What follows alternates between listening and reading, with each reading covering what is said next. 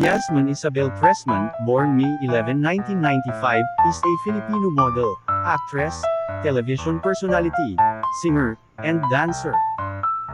As a dancer, she was given a break in her career for portraying antagonistic roles before rising to prominence after portraying Aliana Arevalo in the hit series FPJ's Letter Ang Probinsyano.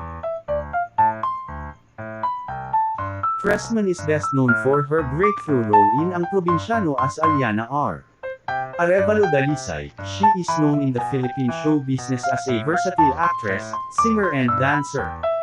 Pressman regularly appears in TV series, variety shows, local blockbuster movies and multiple product endorsement advertisements.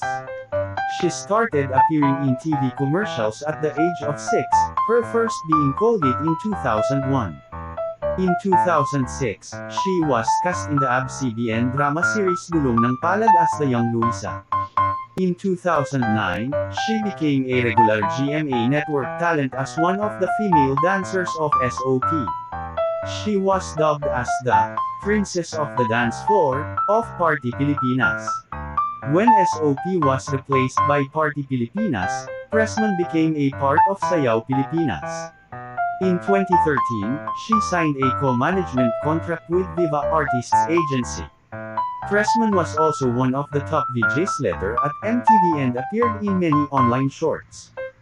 In 2014, she was cast as Lorraine, Lori, hit in the film Diary ng Pangit with Andre Paras as her on-screen partner. Pressman also starred as Audrey de la Cruz in the film Talk Back, and You're Dead with Nadine Lustre and James Reid.